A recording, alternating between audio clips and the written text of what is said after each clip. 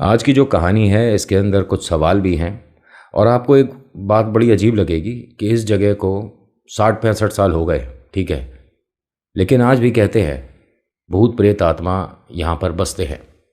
यहाँ रत्नाबाई अपनी जगह किसी को नहीं देंगी। खैर क्या है ये थोड़ा सा विस्तार से बताऊंगा। अभी फ़िलहाल नमस्कार, हर हर महादेव, जय भोलेनाथ। आपका स्वागत है आपके खुद के यूट्यूब चैनल पर जिसका नाम है चाचा के फैक्ट्स। मैं नितिन हूँ, कहानियाँ सुनाता हूँ। अगर आपके पास कोई ऐसा एक्सपीरियंस है, ऐसा अनुभव है जो हमारे साथ शेयर करना चाहते हैं तो मुझे मैसेज कर सकते हैं आप फेसबुक पे, व्हाट्सएप पे, इंस्टा, कमेंट, कहीं भी जहां आपका मन करता है करिएगा। ये जो कहानी शुरू करने वाला हूं, उम्मीद करता हूं कि आपको इंटरेस्टिंग लगेगी। और बहुत सारे लोगों के कुछ मैसेज लगातार आ रहे थे, नितिन कुछ डरावनी नहीं आ रही हैं, तो आज आपकी ये जो एक रिक्वायरमेंट है मेरे ख्याल से पूरी हो जाएगी। अभी फ़िलहाल चैनल का इंट्रो, फिर उसके बाद आकर कहानी शुरू करता हूँ। कहीं मत जाइएगा, पूरी कहानी सुनिएगा। हर हर महादेव।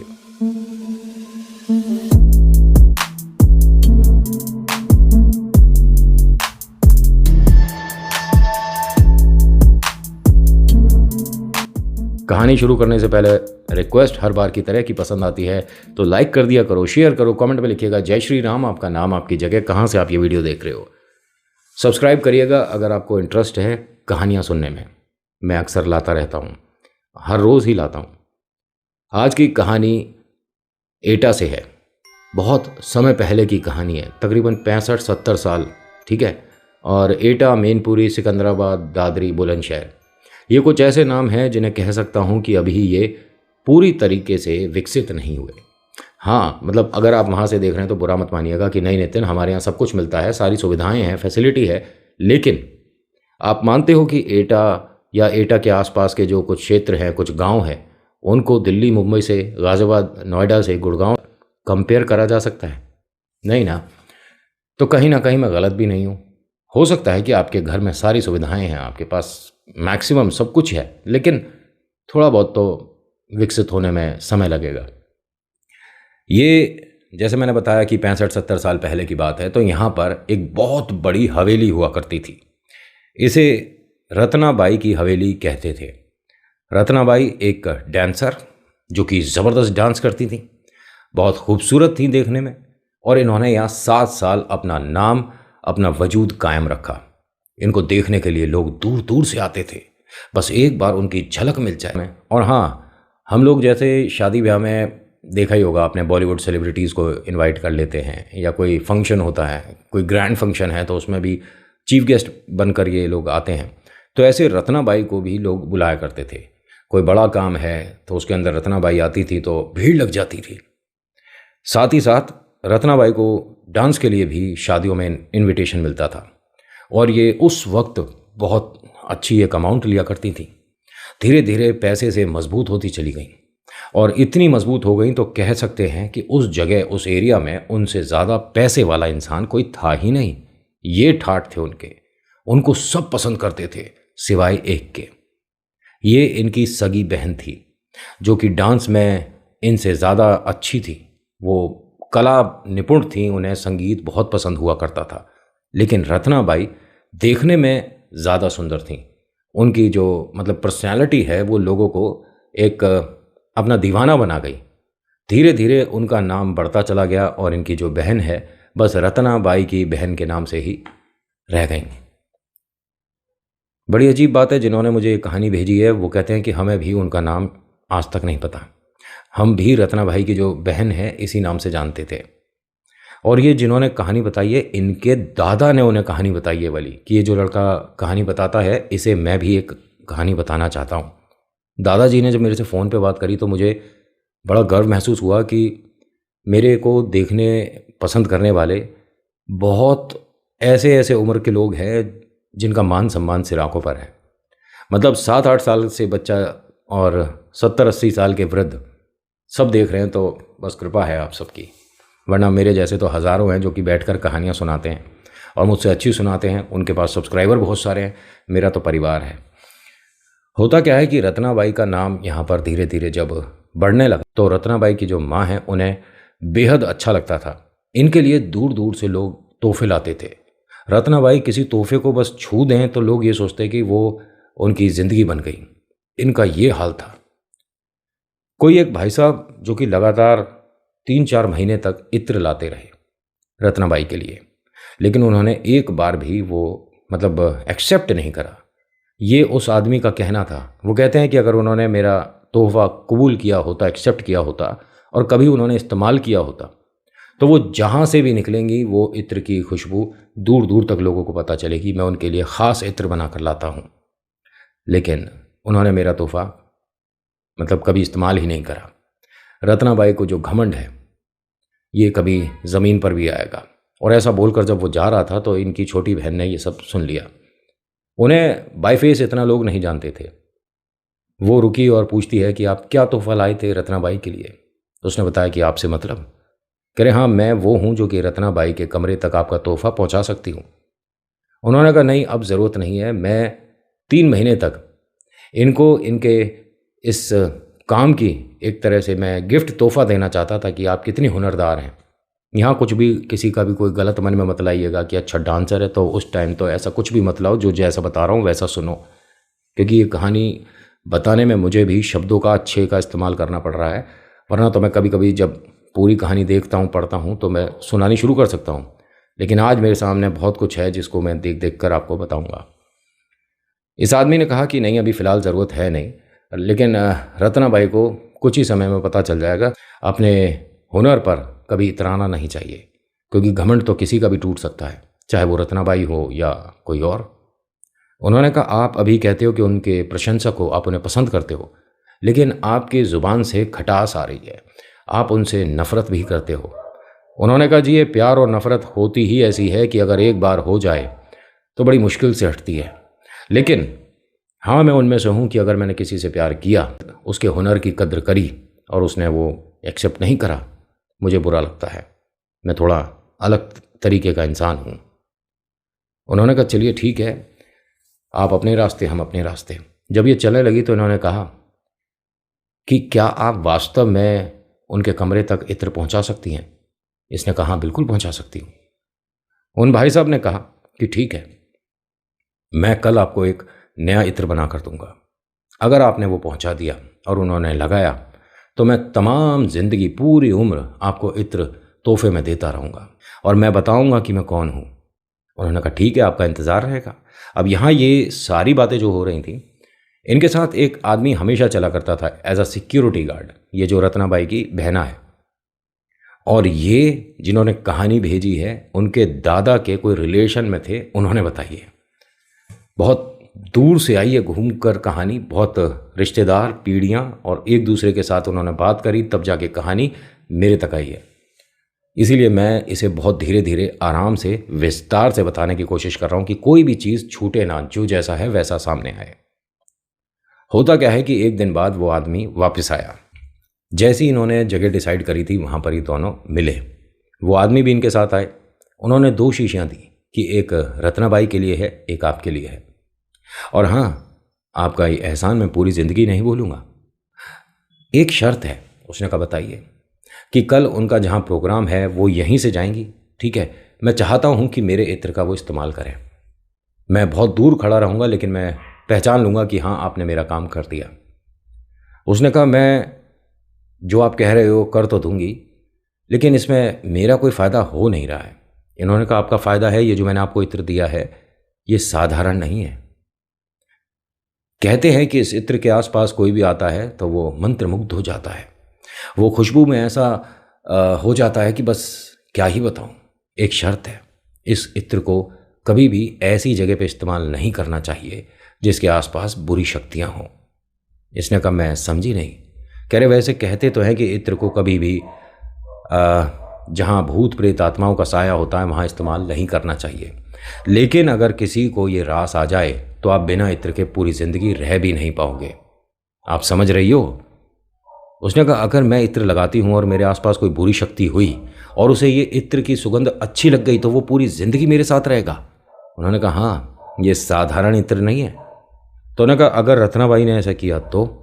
उन्होंने कहा आप क्या बोल रहे हो, दुनिया उन्हें पसंद करती है, मैं उनका प्रशंसक हूँ, उनके लिए ऐसा कभी नहीं सोच सकता, आप क्या करने वाली हो?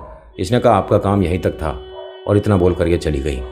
उस आदमी ने इनसे कहा कि 1 मिनट आप ठहरिए, आप इसका कोई शायद गलत इस्तेमाल करने वाली हैं, इसे आप वापस दे दीजिए। तो उसने कहा अब ये वापस तो नहीं मिल पाएगा, वरना मैं लोगों को ये भी बता सकती हूँ कि आप इसमें कुछ हेर फेर कर रहे थे, और पता नहीं क्या जो भी बातें हुई होंगी। उसने ये सारी बात इनके सिक्योरिटी वाले को बोली जो कि बाहर खड़ा था, कि मैंने जो उन्हें इत्र दिया है वो उन तक नहीं पहुंचना चाहिए, और अगर लगाती हैं रत्नाबाई तो उनसे कहिएगा कि वो ऐसी जगह पर कभी भी इस्तेमाल ना करें जहाँ पर जगह दूषित हो, या चौराहे को पार कर रहे हो तो वहाँ पर कुछ रखा हो, मतलब किया कराया टोटका। तो उसने कहा जी मुझे आपकी बात समझ ही नहीं आ रही है, आपको मैंने कई बार महल के आसपास, हवेली के आसपास देखा तो था, लेकिन ये सब क्या मामला है? कह रहे बस इनके पास जो शीशियाँ हैं वो ले लीजिएगा। अब ऐसे कैसे जिनका वो सिक्योरिटी गार्ड है उससे वो सामान छीन ले, ऐसा तो नहीं हो सकता। अभी बड़ा चिंतित था आदमी, लेकिन कुछ कर नहीं पाया, हवेली के अंदर उसकी एंट्री थी नहीं। उसने बाहर दरबान को ये सारी बातें बताई कि उनके पास जो इत्र है वो ख़राब हो चुका है, उनसे कहिए कि उसे फेंक दें, और अगर वो फिर भी रखती हैं तो क्या उनसे वो किसी तरह से आप हटा सकते हो, क्योंकि वो इत्र ठीक नहीं है। दरबान ने कहा अरे मालिक के हाथ से हम कैसे इत्र, ऐसा नहीं हो पाएगा। कोई भी कुछ नहीं कर पाया। कहते हैं कि उसके 3 दिन बाद वो दोनों बहनें और जो उनकी माँ थी वो हवेली से गायब हो गईं। हकीकत में लेकिन रत्नाबाई वापस आ गई। हवेली के बहुत सारे लोगों ने उन्हें छत पर घूमते हुए देखा। पहले तो ढूंढ मच रही थी, लेकिन बाद में सभी उत्साहित थे कि मालकिन वापस आ गई हैं। हो सकता है भाई बड़े लोग हैं, बिना बताए किसी को कभी कहीं चले गए हों, अब वापस लौटे हैं। हर किसी ने हवेली की छत पर उन्हें एक बार देख लिया। सब लोग इंतज़ार कर रहे थे कि अभी नीचे आएंगी और वो बताएंगी सबको कि भाई किसको क्या करना है, और ये भी बताएंगी कि कहाँ चली गई थी। कुछ बातचीत होगी, जो खान सामा है, जो खाना बनाता है, उसे भी आदेश दिया जाएगा कि आज खाने में क्या बनेगा। सब इंतज़ार करते रह गए, लेकिन 7 के 8, 8 के 9, 9 के 10 और 11 बज गए। अब सबको बड़ी बेचैनी सी होने लगी कि रत्नाबाई को जो हमने देखा है तो उन्हें नीचे अभी तक आ जाना चाहिए था। वो महल के छत पर कभी दिखी नहीं थी। जो इनका सिक्योरिटी साथ में रहता था, इनकी बहना के मतलब, उसने कहा कि ठीक है मैं छत पर चलता हूँ और मेरे साथ 8-10 लोग और चलो। वो सभी को लेकर हवेली की छत पर गए तो वहाँ कुछ भी नहीं था।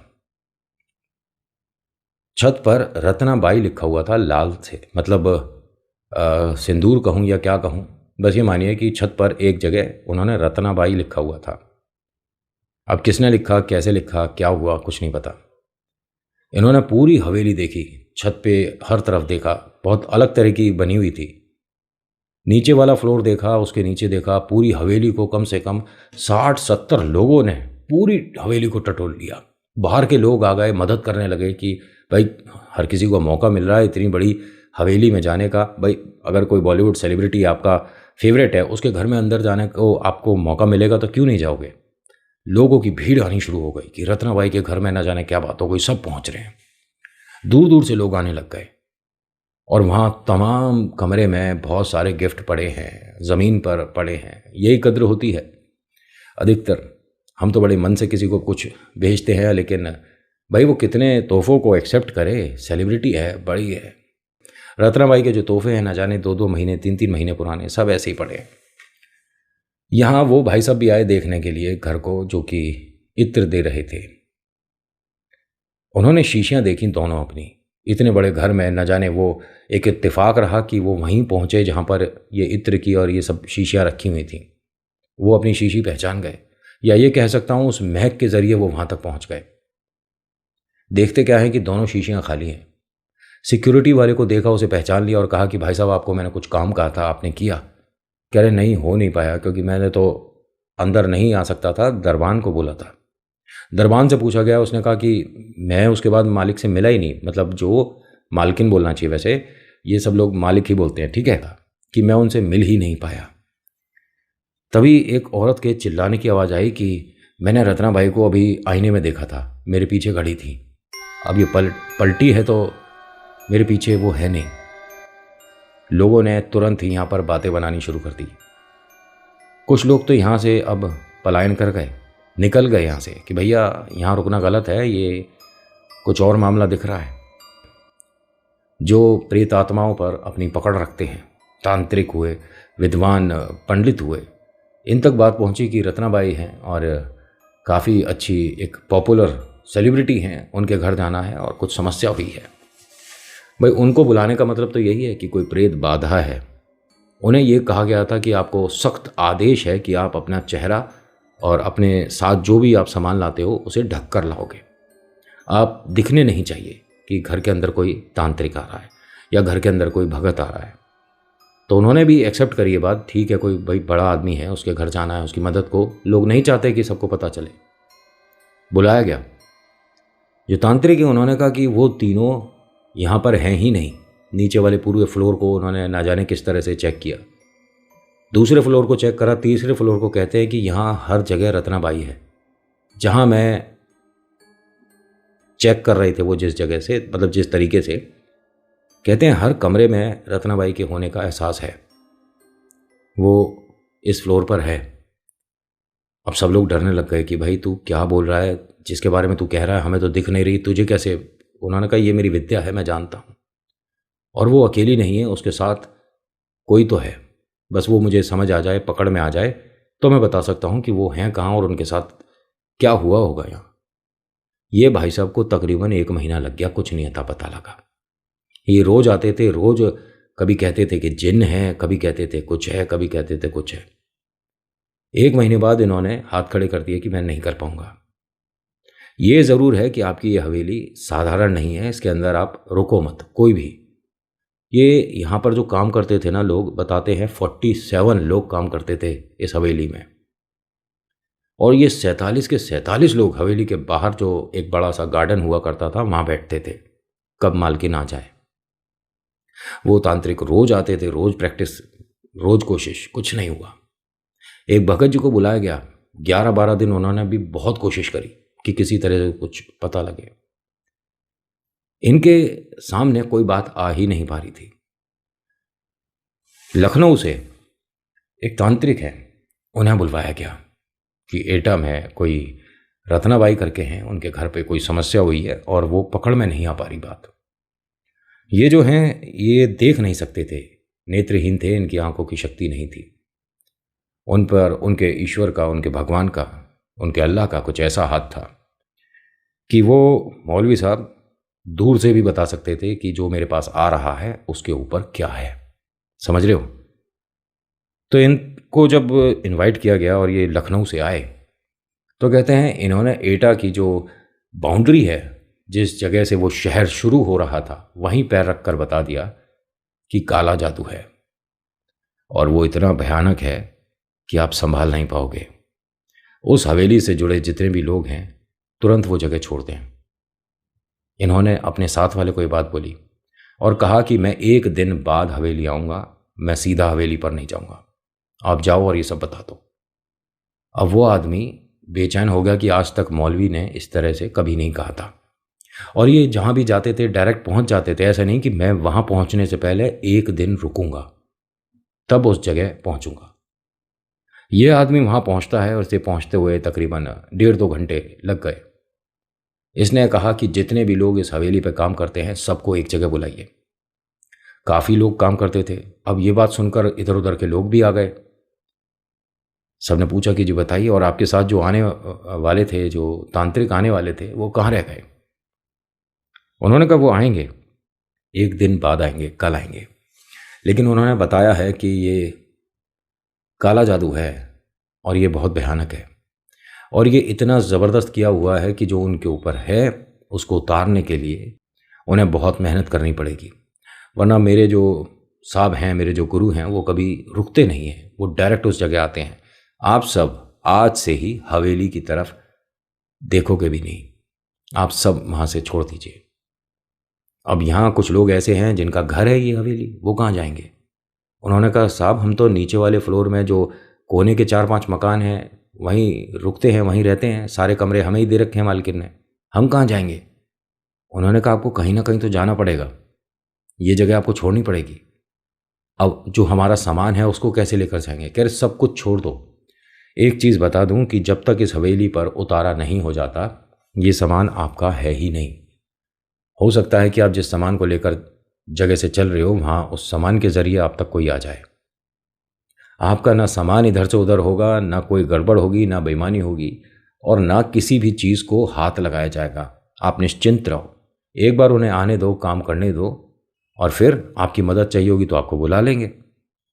सब ने कहा चलिए ठीक है, हम अपने मालकिन के लिए, उनकी खोज के लिए ये सब करेंगे। सब लोग तैयार हो गए और एटा में बात धीरे धीरे फैलनी शुरू हो गई कि भैया ये तो बहुत गंभीर मामला होता जा रहा है। दूसरी तरफ जो लोग उन्हें शादी में बुलाना चाहते थे, उनका एक सपना रह गया कि रत्नाबाई को हम शादी में देखना चाहते हैं। उनकी बहन का भी पता नहीं चला, उनकी माताजी का भी पता नहीं चला।